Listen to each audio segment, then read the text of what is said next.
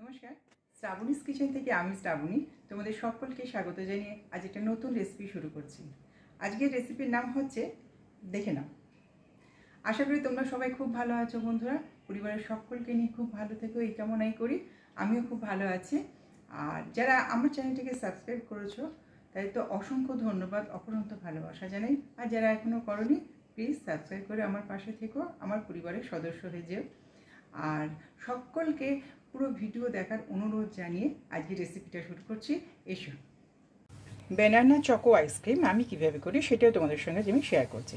এখানে নিয়ে নিয়েছি ফুল ফ্যাট দুধ, এটা আছে মেজারমেন্টে 1 কাপ।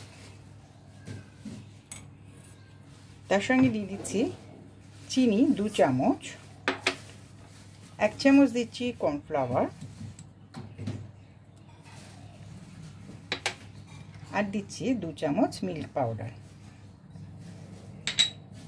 এটাকে খুব ভালো করে নেড়ে নেব,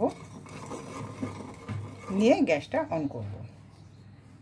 খুব ভালো করে মিক্স করে নিয়ে গ্যাসটা অন করে দিয়েছি। এবারে একটুখানি ফুটিয়ে নেব, একটু ঘন ঘন হবে তখন এটা নামিয়ে দেবো, এবং ঠান্ডা করা ভীষণ ইম্পর্টেন্ট এইটা।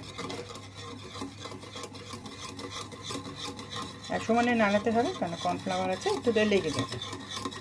নিয়ে একটুখানি ঠিক হবে, ঠিক হয়ে আমি এটা নামিয়ে নেব, পরে আবার দেখাচ্ছি। এটা হয়ে গেছে, ফুটে গেছে, আমি নামিয়ে রাখলাম। একটু ঠান্ডা হয়ে গেলে আরও ঘন হয়ে যাবে। এইটা ঠান্ডা হওয়া ভীষণ দরকার, তাই জন্য আমি এটা তোমাদের আগে দেখিয়ে দিলাম। আর সমানে অনবরত এটা নাড়তে হবে, উপরে যেন সরটা না জমে যায়। এবারে আমি হুইপ ক্রিমটা তৈরি করব। আমি এখানে হুইপ ক্রিম পাউডার ইউজ করি, 1/2 কাপ নিয়েছি। তার সঙ্গে দেবো দুধ, একদম ডিপ ফ্রিজে রাখা ছিল এই দুধটা,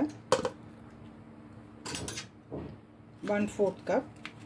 এটা একসঙ্গে মিশিয়ে দেবো।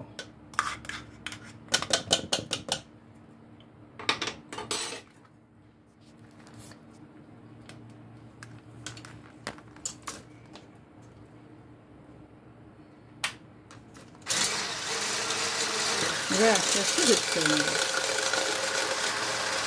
এটা করে নিয়ে আসছি।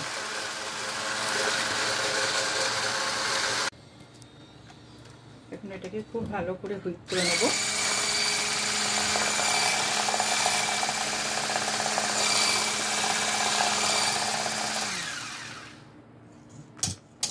এতে আছে চিনি, হুইপ ক্রিম, আর যে দুধ দিয়ে ক্রিমটা করে রেখেছিলাম, দুধ, চিনি, মিল্ক পাউডার আর কর্নফ্লাওয়ার দিয়ে যেটা মিক্সারটা করেছিলাম সেটাকে ভালো করে মিশিয়ে নিলাম।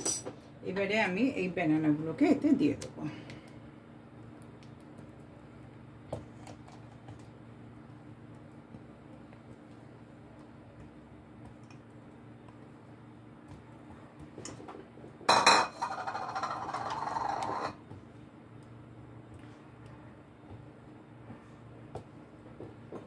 আর একবার আমি মিক্স করে নিই ভালো করে।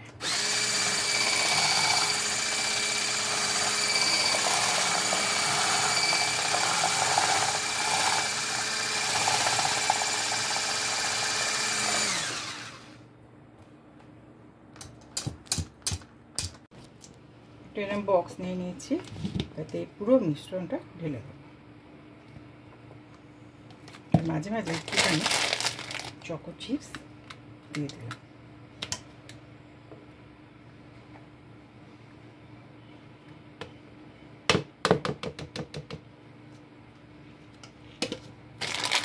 থেকে দিয়ে দিলাম চকো চিপস। এটা এখন ডিপ ফ্রিজে রেখে দেবো 8 ঘন্টার জন্য। হয়ে গেলে আবার তোমাদেরকে দেখাচ্ছি। আইসক্রিমটা আমার হয়ে গেছে, আমি বার করে নিয়েছি ফ্রিজ থেকে।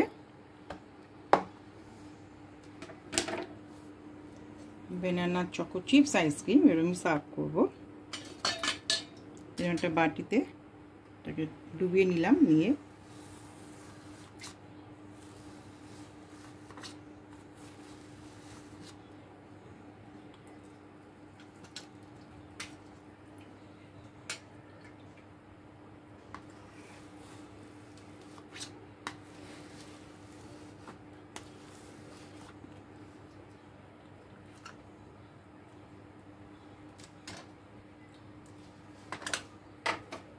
এবারে একটুখানি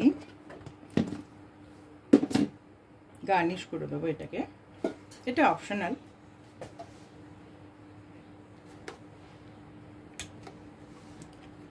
হালকা করে চকলেট সস দিয়ে দিচ্ছি।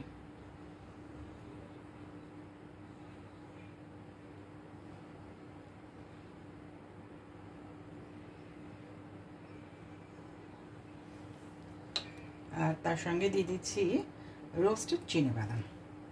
চিনেবাদাম বাইরে পাওয়াই যায়, সেটাকে চপ করে নিয়েছি।